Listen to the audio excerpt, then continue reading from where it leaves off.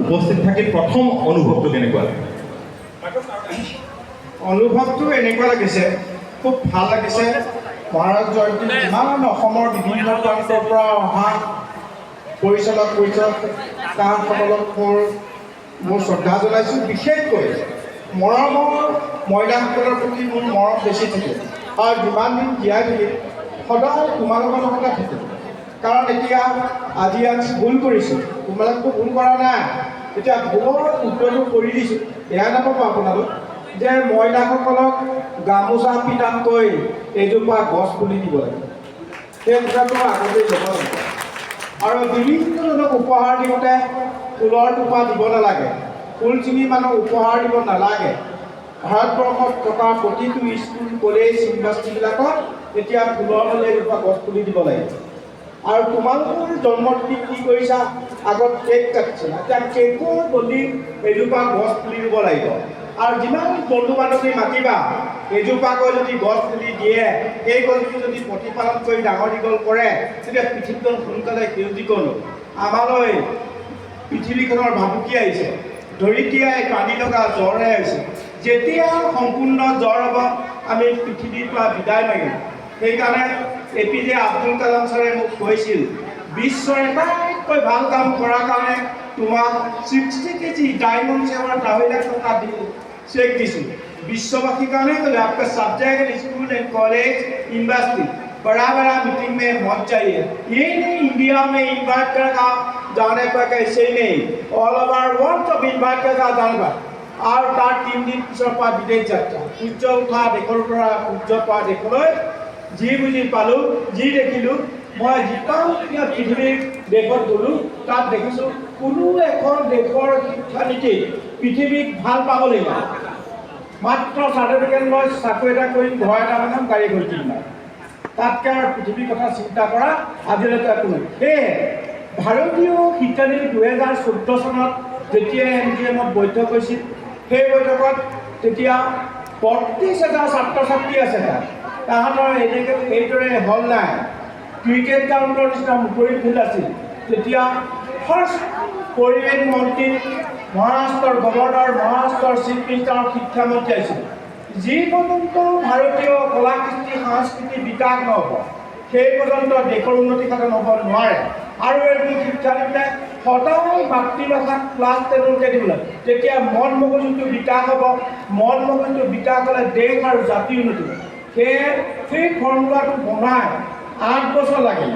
লগাতাৰ ৰাষ্ট্ৰীয় শিক্ষানীতিত এইটো আছে, আগতে নাছিল। সেইকাৰণে এতিয়া মই ভাবোঁ তোমালোক মহিলাসকলে এতিয়া তোমালোক গছ পুলি ৰুলেই নহ'ব, গছ পুলি ৰুই প্ৰতিপালন কৰি ডাঙৰ দীঘল কৰা, গছৰ গুণাগুণ আৰু গছৰ নাম জানিব। কাৰণ মোৰ তালৈ যিমান বিজ্ঞানীসকল আহে, ভূটানিকেল বিভাগৰ প্ৰফেচাৰসকল আহে, তেওঁলোকে থিয় গছৰ নাম জানে কিন্তু গছটো চিনি নাপায়। আমি কিমান ভুলকৈ শিক্ষা দিছোঁ মহিলাক, সেইখিনি আপোনালোকক শিক্ষক শিক্ষয়িত্ৰী যদি আছে ভালকৈ মনোযোগ দিব। কাৰণ মই তামিলনাডুত তাত দেখিছোঁ আয়ুৰ্বেদীয় ঔষধৰ ডক্টৰৰ ছাত্ৰ ছাত্ৰীক সুধিছে, তহঁতে যে গছৰ নামবোৰ লিখিছ, গছটো চিনি পোৱা নাপালে নাপাওঁ নহয়, তেতিয়া তাৰ দি বস্তু দি তাত দি যদি মানুহৰ প্ৰয়োজনকৈ মৰি যায় তেতিয়া কি হ'ব? আমাৰ শিক্ষান্ত ডক্টৰ কেতিয়া পঢ়িবলৈ যায়? হায়াৰ ছেকেণ্ডেৰী পাছ কৰি যায়। ইঞ্জিনিয়াৰ কেতিয়া যায়? Higher secondary. মন মগজুটো বিকাশ এটা দিশত গুচি যায়, বেয়া কামতে কৰি থাকে। সেইকাৰণে ভাৰতবৰ্ষত ভাৰতৰ বাহিৰৰ দেশবোৰত দেখিছোঁ তাহাঁতৰ টেকনিক ভাৰতীয় টেকনিক বহুত ডিফাৰেঞ্চ আছে। এতিয়া টাইৱান, চাইনা, ফ্ৰান্স এইবিলাকতকৈ দেখিছোঁ তাহাঁতৰ 4 লেন 6 লেন 9 লেন মেট্ৰ' ৰেলগাড়ী ওপৰলৈ বনায়, মাটি অধিগ্ৰহণ কৰি গছ কাটি নবনায়। তেতিয়া আমাৰ ভাৰতীয় টেকনিক ক'ত আছে? আমি কি কৰিম? আৰু দেখা পোৱা যায় বিশ্বখনত বিশ্বৰ শতকৰা 30% সাইন্টিষ্ট ইণ্ডিয়া, সব আউট অফ ইণ্ডিয়া। ভাল ভাল ডক্টৰ, ভাল মানে সব আউট। ভাৰতীয় পইচাৰে পঢ়ে, লোকৰ দেশ ডেভেলপ কৰে, মই সময় লৈ সেইটো শিক্ষা আমাক নালাগে। দাদা আমি আকৌ কথা পাতিম।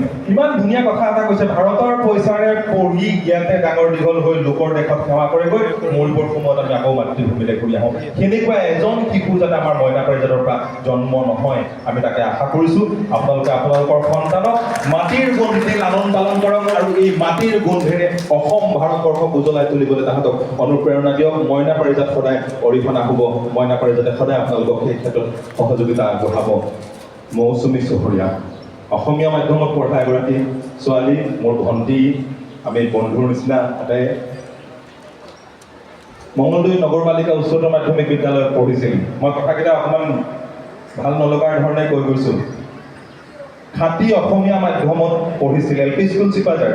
চিপাঝাৰৰ আমাৰ ধাৰিলৈ যোৱা প্ৰাথমিক বিদ্যালয়ত পঢ়া। মৌচুমীৰ দেউতাক কিন্তু তেতিয়া ইঞ্জিনিয়াৰ আছিল আৰু মাক মাষ্টৰণী আছিলে।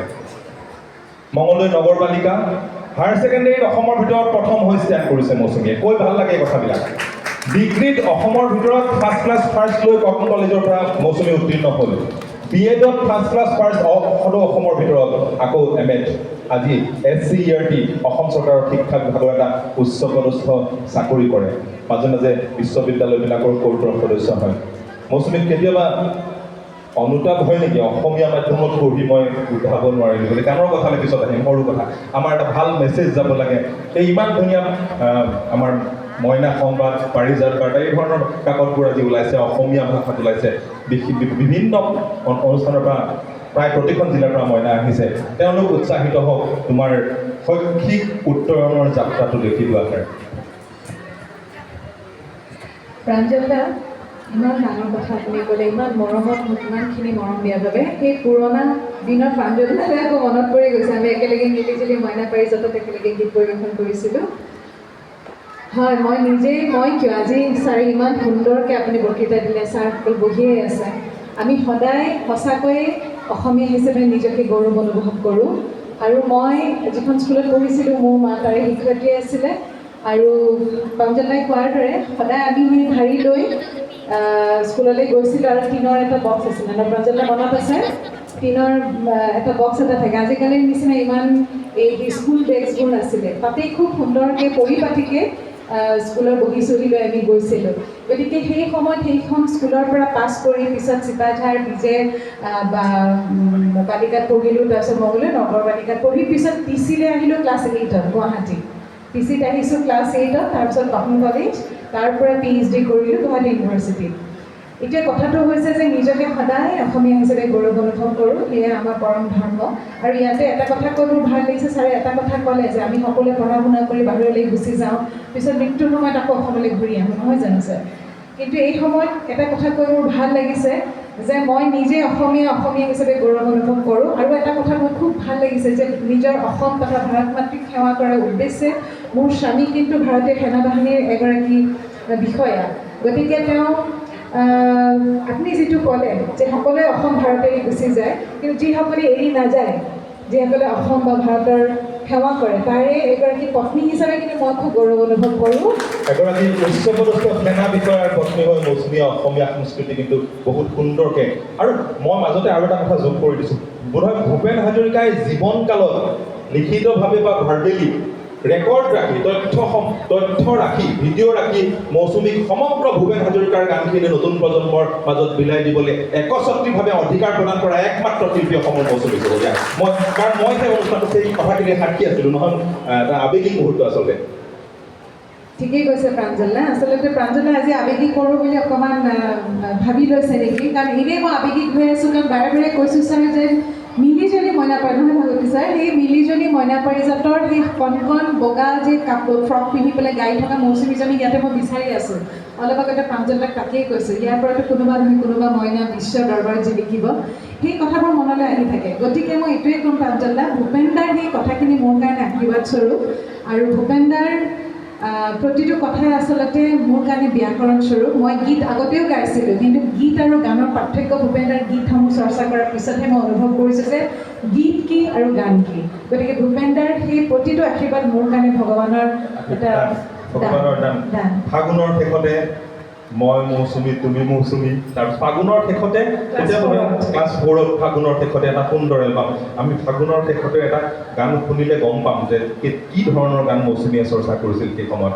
আমি আকৌ পৰৱৰ্তী সময়ত মই অকণমান কথা পাতিম। মইনাসকলৰ যদি কাৰোবাৰ প্ৰশ্ন থাকে আমি অকণমান মৌচুমী চহৰীয়াৰ কাষলৈ আহিম পৰৱৰ্তী সময়ত কথা পাতিবলৈ। আৰু গান নুশুনাকেতো মৌচুমী চহৰীয়াক আমি মঞ্চৰ পৰা যাবলৈ নিদিম। সেইটো গান লাগিব নালাগে, মইনাবিলাকৰ একদম মাতবোল নাই, একদম ইমান শান্ত হ'লেও দিগদাৰী হ'ব আহি থকা সময়ত। ৰাতুল বৰা ছাৰ আপোনাৰ আহক। পদ্মশ্ৰী নলিনীবালা দেৱী 1950 চনত সেইসকল ব্যক্তিয়ে গঢ় দিয়া পাৰিজাত কানন বা মইনা মেলৰ মইনা, পাৰিজাত কাননৰ পাৰিজাত, দুটাৰে এটা শব্দ লৈ মইনা পাৰিজাত হ'ল। আজি মইনা পাৰিজাত 75 বছৰীয়া হ'ল। বহু পুৰুষা ব্যক্তিক এই মইনা পাৰিজাতে আজিৰ দিনটোত অসম আৰক্ষীলে চাওক, আজি সদৌ অসম মইনা পাৰিজাতৰ মাননীয় সভাপতি মহোদয় কেশৱ মহন্ত, তেখেত সবিতা মইনা পাৰিজাতৰ প্ৰাক্তন মইনা। গতিকে এগৰাকী মইনা প্ৰাক্তন মইনা হৈছে। আজি তেখেত আমাৰ মাজত এই মুহূৰ্তত উপস্থিত থাকিব পৰা নাই। তেখেতৰ কাৰণে এটা বৰ ধুনীয়াকৈ আপোনালোকে হাত চাপৰি দিয়ক। অসমৰ ৰাজনীতিত তেখেত সদায় প্ৰাসংগিক হৈ থাকক। কালি তেখেতৰ উপজা দিন গৈছে। আমি এই উপজা দিনত আশা কৰিম অনাগত সময়ত আৰু এটা সফলতাৰ বছৰ তেখেতৰ জীৱনত সুন্দৰকৈ যোগ হওক, আমি আশা কৰি পেলাই তেখেতলৈ জন্মদিনৰ শুভেচ্ছা দিছোঁ। আপোনালোক আটাইৰে হৈ আমি এই মঞ্চৰ পৰা তেখেতক জন্মদিনৰ শুভেচ্ছা দিছোঁ। প্ৰয়াত বহু ব্যক্তি এই মইনা পাৰিজাতৰ লগত অহপুৰুষাৰ্থ কৰিছে। জিতেন ভাগৱতী ছাৰ বিশ্বনাথ চাৰিআলিৰ আমাৰ জিতেন ভাগৱতী আটাইসকলে সাংঘাতিক ধৰণে অহপুৰুষাৰ্থ কৰিছে। আৰু শেষত মইনা পাৰিজাতক এই গুৱাহাটীৰ মাজমজিয়ালে মইনা পাৰিজাতৰ এটা চিনাকি, সদৌ অসম মইনা পাৰিজাতৰ এটা চিনাকি দিবৰ কাৰণে এগৰাকী ব্যক্তিয়ে অনবৰত অহপুৰুষাৰ্থ কৰি থাকিল। তেখেতৰ নেতৃত্বত এদল মইনা ভাল পোৱা মানুহ লৈ আজি আপোনাৰ দিন এটা সুন্দৰ দিন। আমি কলাক্ষেত্ৰত মুখ্যমন্ত্ৰী মহোদয়ক লৈ এনেকৈ অন্তৰংগ অনুষ্ঠান কৰিছিলোঁ। আজি পাৰিজাত প্ৰকল্পত আপুনি অনুষ্ঠানটো কৰিছে। আৰৰ মানুহজন আপোনাৰ নেতৃত্বত, আপোনাৰ যিখিনি সকল আপোনাৰ লগত থাকিলে যিখিনি ব্যক্তি, সেই ব্যক্তিসকলৰ নেতৃত্বত আজি আপুনি পাৰিজাত প্ৰকল্পত অনুষ্ঠান আয়োজন কৰিছে। সেইদিনা আপুনি মাননীয় সৰ্বানন্দ সোণোৱালৰ সন্মুখত সেই কথাটোকে আমাক অৱগত কৰিছিল, ইয়াত এটা অনুষ্ঠান কৰাৰ কথা। আজি আপোনাৰ মনটো কেনে লাগিছে? ডাঙৰ কথা, আৱেগিক মুহূৰ্ত আমাৰ বিশিষ্ট ব্যক্তিসকল আছে। যোৰহাট জিলাৰ লাহিন লক্ষীবাৰীত মইনা আছিল। 5 বছৰ বয়সত মইনা পাৰিজাতলৈ যাওঁতে যেতিয়া মোক কিবা এটা ক'বলৈ কৈছিল, মই একো মুখা মাত কৰা নাছিল। ভৰিৰ পৰা মূৰলৈকে গৰম হৈছিলে। সেই কাণখনৰ গৰমটো মই আজি অনুভৱ কৰিছোঁ। আকৌ মিটিঙত যে একো কথা ক'ব নোৱাৰি, ভৰিৰ পৰা মূৰলৈকে গৰম উঠি কাণবোৰ ৰঙা পৰি যায়, সেই অকণমানি সেই অনুভৱটো মই আজি আকৌ অনুভৱ কৰিছোঁ। ইয়াত মই একো কৰা নাই, আমি কৰিছোঁ। মইনা পাৰিজাতৰ 2394টা শাখা, 23খন জিলা, 1053জন আজীৱন সদস্য, 36,000 সহযোগী সদস্য। গতিকে তাত মই নিমিত্ত। গতিকে আমি এটা সপোন সাকাৰ কৰিছোঁ। এটা কথা মই লক্ষ্য কৰি লৈছিলোঁ যে সদৌ অসম মইনা পাৰিজাতৰ প্ৰতিষ্ঠা দিৱস মই আপোনালোকে পাতিলেও মই নাযাওঁ। মই সম্পাদক হৈ থাকোঁতেও সাধাৰণতে কৈছিলোঁ, যেতিয়ালৈকে মইনা পাৰিজাতৰ নিজৰ মাটি ঘৰত প্ৰতিষ্ঠা দিৱস নহয়, তেতিয়ালৈকে মই প্ৰতিষ্ঠা দিৱসত অংশগ্ৰহণ নকৰোঁ। সেই প্ৰতিশ্ৰুতিটো মই ৰক্ষা কৰিছোঁ। আৰু আপোনালোকৰ সহযোগত আজি মহাৰাজৰ জয়ন্তী, আজি শুভ মুহূৰ্তত উপস্থিত হৈছোঁ। তাতকৈ গৌৰৱ আৰু কথা একো ক'ব নোৱাৰে। আপোনাক বিদায় দিম, আপুনি ব্যস্ত হৈ আছে। আৰু এটা সৰু কথা সুধিম আপোনাক। অসম চৰকাৰৰ এগৰাকী এটা ব্যস্ত পদত আপুনি চাকৰি কৰে। আপুনি এতিয়া সৰ্বভাৰতীয় পৰ্যায়ৰ এটা খুব বিত্ত বিভাগৰ এটা সাংঘাতিক দায়িত্বপূৰ্ণ চাকৰি। তাৰপিছত আমি যে কওঁ অনবৰত সময় নাই, সময় নাই, সময় নাই, সময় নাই। এই সময় নোহোৱা পৃথিৱীখনত আপুনি কেনেকৈ এজন সময় থকা মানুহ হৈছে, চাকৰিটোক আপুনি সময় দিছে আৰু মইনাসকলক সময় দিছে, এইটো কেনেকৈ সম্ভৱ হৈছে? এই কথাটো কৈ যাওক। ইচ্ছা থাকিলে উপায় ওলায়। ইচ্ছা থাকিলে উপায় ওলায়। ধন্যবাদ। এতিয়া তেখেত শ্বিলঙত কৰ্মৰত। আমি ডক্টৰ জয়দীপ বৰুৱা ছাৰক মাইক্ৰফোনটো দিছোঁ। মোৰ ধৃষ্টতা নাই আপোনাক কিবা এটা সোধাৰ, কিন্তু চবেই যে কয় পৃথিৱীখন বেয়া হৈছে, পৃথিৱীখন একেবাৰে বেয়াৰ পৰা বেয়ালৈ গৈ আছে, তাৰ মাজতো আশাৰ বাতৰি কঢ়িয়াই এইসকলে নিজৰ সন্তানক বা নিজৰ পৰিচালকসকলে নিজৰ মইনাসকলক ইয়ালৈ লৈ আহিছে। ভাল কথা আলোচনা হৈছে। আপুনি আজিৰ মইনাসকলক লৈ কিমান আশাবাদী? ধন্যবাদ। প্ৰথমতে আজি মহাৰাজৰ জয়ন্তী অনুষ্ঠানত উপস্থিত থাকি অতি আনন্দিত। সৰু কালৰ কথাবিলাক মনত পৰে। দুখন মইনা পাৰিজাতৰ লগত জড়িত আছিল। এখন দক্ষিণ ধৰণীয়া এল পি স্কুলত মইনা পাৰিজাত চলা হৈছিলে। তাত মই পঢ়িছিলোঁ কিছুদিন। তাতে যিখন মইনা পাৰিজাত তাত যাওঁ। পিছত আমি 70 ধৰণৰ মাজভাগত কিছুদিন আমি লগ কৰা পাইছিলোঁ। প্ৰথমতে দেউতাই চাইকেল লৈ দক্ষিণ ভৰণীলৈকে আমাক মইনা পাৰিজাত বা বিদ্যালয়লৈ লৈ যায়। আৰু ব্যক্তিচিত এখন মইনা পাৰিজাত খোলা হ'ল।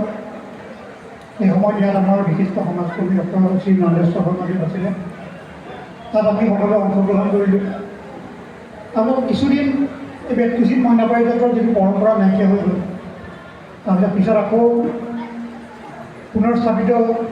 প্ৰথমতে বনফুল মইনা পাৰিজাত আমাৰ ইয়াত হ'ল। তাৰপৰা এতিয়ালৈকে চলি আছে। মই স্বৰ্গীয় নন্দেশ্বৰ শৰ্মাদেৱে নেতৃত্ব ল'লে আৰু ৰাতুল বৰাই ল'লে। ৰাতুল বৰা শাখাৰ পৰা গৈ জিলাৰ পৰা গৈ এতিয়া গোটেই অসমৰ সম্পাদক হিচাপে চলাই আছে।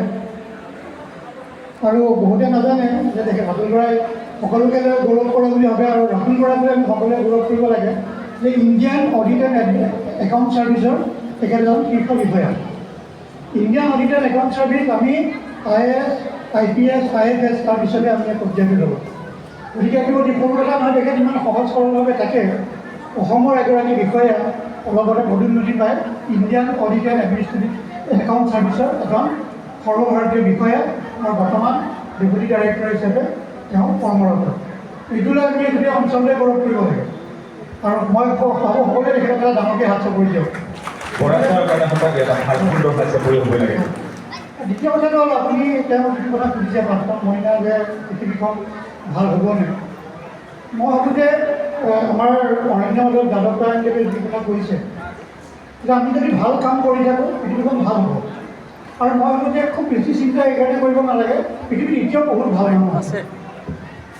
কিন্তু ডাঙৰ কথা হ'ল ভাল মানুহখিনি সংঘবদ্ধ নহয় আৰু বেয়া মানুহখিনি সংঘবদ্ধ।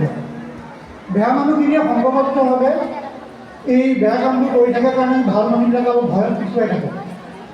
যিদিনা আমি এই ভাল মানুহবিলাক সংঘবদ্ধ হ'ম, বেয়া মানুহবিলাক সমাজৰ পৰা নিজে নিজে আঁতৰি যাব। কিমান ভাল কথা এটা কৈছে ছাৰে। বেয়া মানুহখিনি সংঘবদ্ধ হৈ আছে, কিন্তু বেয়া কাম কৰা মানুহখিনি, আৰু ভাল মানুহখিনি আমি অকণমান সিঁচৰিত হৈ আছোঁ। আৰু যিদিনা ভাল মানুহখিনি সংঘবদ্ধ হ'ব, ভাল মানুহৰ গৰ্জনত সমগ্ৰ পৃথিৱী কঁপি উঠিব। আমাৰ ভাল মানুহখিনি জাগি বৰগ'ল। সেইকাৰণে কৈছোঁ যে মইনা পাৰিজাত আমি একেবাৰে কম বয়সৰ পৰা আমি মহিলাসকলক কাষত পাইছোঁ। তেওঁলোকক এনেকুৱা ধৰণে নৈতিকভাৱে শক্তিশালী আমি কৰিব লাগিব যাতে আমি এটা সংঘবদ্ধ ভাল মানুহৰ দল এই পৃথিৱীলৈ আগবঢ়াই দিব পাৰোঁ। পঢ়া শুনা নাচ গান সকলো চলি থাকিব। এই সকলোবিলাক মিলি আমি এজন সম্পূৰ্ণ ব্যক্তি হ'ব লাগিব, ভাল কাম কৰি আগবাঢ়ি যাব লাগিব। এইখিনিকে মই আশা কৰিছোঁ। যাদৱ পায়েংদেৱ ভাল কাম কৰাৰ এটা ডাঙৰ আদৰ্শ আমাৰ কাৰণে। তেনেকৈ বৃক্ষৰোপণ কৰি পৃথিৱীৰ ভিতৰত এটা স্বামীক আমি দিব পাৰিছে। কিমান ধুনীয়া কথা তোমালোকৰ মাজত কৈছে। আজি আমি নাই, তোমালোকে পায়েং ছাৰক প্ৰশ্ন সোধা, প্ৰশ্ন সুধি ভাল কাম কেনেকৈ কৰিব লাগে শিকা। মৌচুমী বাইদেউ আজি আছে, আমি সকলোৱে টিভি বা ৰেডিঅ'ত তেখেতৰ গান শুনো, ভূপেন্দ্ৰ সংগীত শুনো। আমাৰ সকলোৰে বাবে আদৰ্শ, তেওঁলোকৰ ভাল কথা সোধা। আজি মোৰ নিজে অকণমান স্বাস্থ্যজনিত কাৰণে বেছি কথা ক'ব নোৱাৰোঁ, বাকী ইণ্টাৰেকশ্যনত খুব বেছিকৈ ভাগ নলওঁ, অকণ অসুবিধা হৈ আছে। আৰু কিন্তু মই মইনাসকলক সদায় পায়ে আছোঁ, কাৰণ মই মইনা পাৰিজাতৰ লগত প্ৰাক্তন মইনা নহয়, মই সদায় আজি যোৱা বহু বছৰ ধৰি মইনা পাৰিজাতৰ বিভিন্ন কাৰ্যসূচীত জড়িত। আৰু ছাৰ আপুনি যিটো বিভাগত কৰ্মৰত হৈ আছে সেইটো মানুহৰ কাৰণে কাম কৰা, অনবৰত আমাৰ পৰিৱেশ বা আমাৰ মানুহৰ কাৰণে কাম কৰা বিভাগ। আপোনাক আন্তৰিক কৃতজ্ঞতাৰে ধন্যবাদ জ্ঞাপন কৰিছোঁ। যাদৱ পায়েং দাদাই আৰম্ভণিতে বৰ চিৰিয়াছ কথা কৈ দিলে, একদম আমাৰ মঞ্চত একদম মানে চেমেকি গৈছিলে নহয়।